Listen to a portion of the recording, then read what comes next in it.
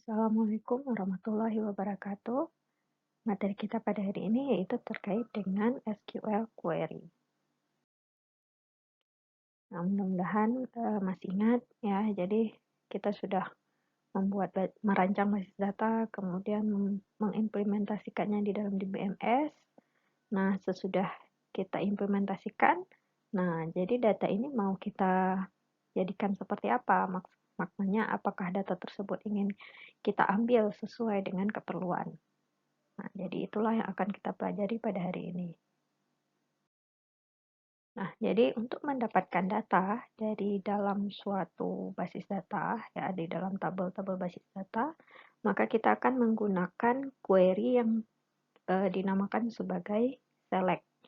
Ya, jadi query select ini bentuk yang paling sederhananya adalah select atributnya apa saja, kemudian from tabel apa, kemudian jika ada syarat, maka kita gunakan kata kunci where. Ya, where syaratnya itu seperti apa ya, kondisinya seperti apa. Nah, jadi 3 bagian ini yang paling penting di select. Select ini bermakna kita ingin memilih data apa saja yang kita sebut dia sebagai target. Kemudian from apa, ya, jadi from ini maknanya kita mengambil datanya itu dari tabel mana. Kemudian where, ya, where clause. Jadi istilahnya data yang kita inginkan itu dari memiliki kondisi atau syarat-syarat seperti apa. Nah, ini adalah contoh tabel. Ya, jadi contoh tabel ini yang akan kita gunakan pada slide-slide berikutnya. Jadi yang pertama sekali di sini kita lihat adalah selection dan projection. Jadi pada aljabar relasional kita sudah belajar terkait dengan selection dan projection.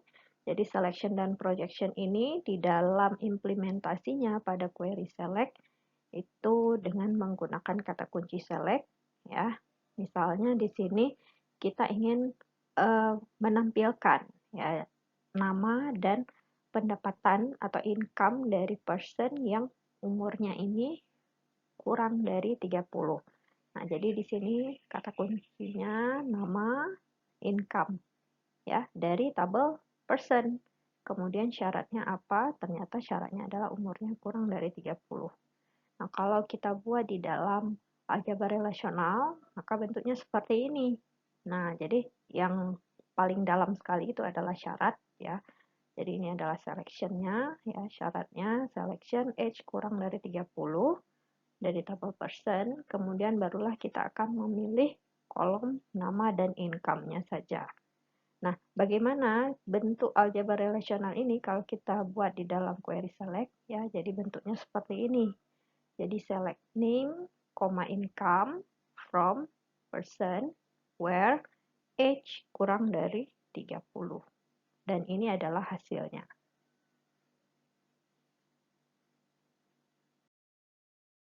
Nah, sebetulnya bentuk penulisan yang lengkapnya itu untuk setiap pemilihan atribut ada 2 komponen ya. Jadi ada relasinya atau kita sebut sebagai nama tabelnya, dot, barulah kemudian diikuti oleh nama atribut atau nama kolomnya. Nah, jadi kalau misalnya ada atribut yang kita pilih itu sama-sama memiliki judul kolom ataupun atributnya itu adalah ID. Nah, kan ini membingungkan ya, ambigu. Jadi yang mana satu yang ingin kita pilih? ID yang mana satu yang ingin kita pilih? Maka di depannya kita harus menambahkan nama tabelnya. Jadi nama tabel dot nama kolom. Nah, namun jika kolom yang akan kita pilih itu tidak ada ambigu, bermakna nama-nama kolomnya itu berbeda, ya, nama atributnya itu berbeda, maka bagian nama tabel ini boleh kita hilangkan. Contohnya seperti ini, select person.name, person.income. Ya, jadi ini adalah bentuk komplitnya seperti ini. Jadi person.name, person.income. Nah, namun karena nama atributnya ini kan berbeda, satu name, satu income. Nah, jadi bermakna person dot-nya itu boleh kita hilangkan. Ya, jadi boleh kita hilangkan dan langsung kita tuliskan seperti ini saja.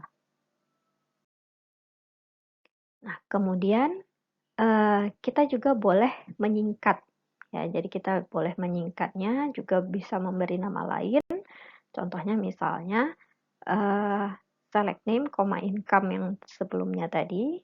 Ya, jadi sebetulnya seperti yang pada slide sebelumnya dijelaskan, itu sebetulnya singkatan dari select person.name, ya, person.income, kemudian age-nya juga person.age. Namun karena setiap nama atributnya itu berbeda, ya, tidak ada yang sama, maknanya tidak ada ambigu, maka person.nya itu boleh kita hilangkan.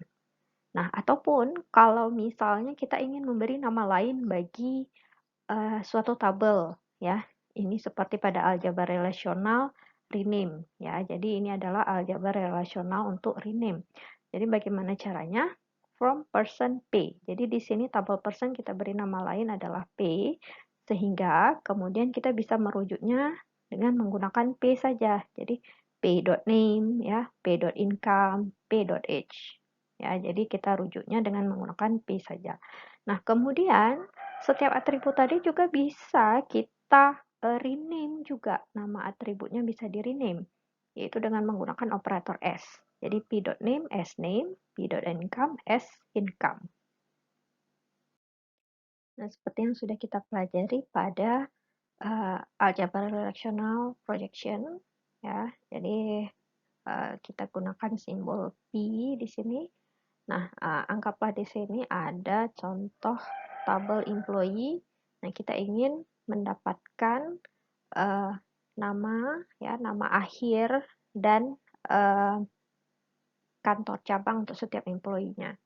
Nah, jadi maknanya di sini kita akan gunakan projection, ya, projection P surname, branch dari tabel employee. Nah, seperti yang sudah kita pelajari bahwa projection ini jika di sini anggaplah ada dua kolom, ya. Jadi kedua-dua kolom ini memiliki data yang sama persis. Jadi maknanya seperti Brown London, ya. Yang ini Brown London, yang ini juga Brown London. Ini kan sama persis kedua-duanya. Nah, jadi pada projection, pada aljabar relasional, ya, dia akan hanya memilih satu saja. Jadi hasilnya itu otomatis akan satu saja. Jadi maknanya nanti akan ada 3 baris data, yaitu black York, kemudian black Glasgow, kemudian brown London, satu saja. Nah, namun pada SQL, ya, pada select query pada SQL, nah ini agak sedikit berbeda, ya. Jadi kalau misalnya kita hanya select surname, branch saja dari tabel employee, nah ini semuanya akan muncul. Jadi maknanya walaupun dia berulang, ya, walaupun dia berulang semuanya akan muncul. Bisa dilihat di sini Brown London-nya muncul 2 kali. Nah, jika hanya kita tidak ingin ada data yang berulang itu muncul berkali-kali, jadi hanya muncul sekali saja, maka kita akan menggunakan kata kunci distinct. Nah, jadi penggunaan kata kunci distinct inilah yang menjadikan query select ini barulah sama persis dengan projection pada aljabar relasional. Ya, jadi kalau pada aljabar relasional hasil dari proyeksinya itu seperti ini. Nah, namun pada select query, ya, kita harus menambahkan kata distinct, barulah data yang sama persis, ya, yang berulang untuk atribut-atribut yang terlibat. Nah, barulah jika ada distinct, kita hanya akan memilih menampilkan satu data saja. Kemudian ada kata kunci S, ya, ini sudah dijelaskan sebelumnya bahwa S ini digunakan untuk memberi nama lain. Ya, contoh misalnya di sini select name as person name, income as salary. Ya, jadi nanti hasil daripada tabel yang dihasilkan itu nama tabelnya udah bukan name lagi, tapi sudah jadi person name, ya, person name. Kemudian di sini adalah salary.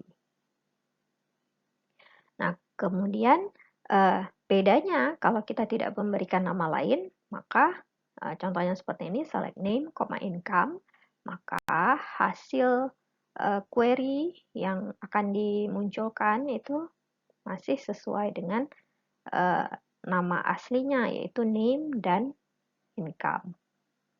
Ya, jadi S ini digunakan untuk memberi nama lain pada atribut. Ini adalah contohnya, ya. Contohnya di sini ada latihan dari tabel person. Kita ingin membuat satu tabel yang baru, di mana datanya tersebut yang kita pilih, ya, syaratnya itu yang memiliki umur yang memiliki income, maksud saya antara 20 dan 30, ya. Kemudian untuk setiap tabelnya value-nya itu adalah income, ya. Jadi bagaimana cara kita membuatnya? Select name, age, income. Nah, kemudian income-nya itu income juga. Jadi namun sekarang diberi nama lain yaitu also income. Ya, kemudian dari tabel person, ya, from person, kemudian syaratnya income lebih sama dengan 20 dan income kurang sama dengan 30. Sehingga hasilnya itu seperti ini.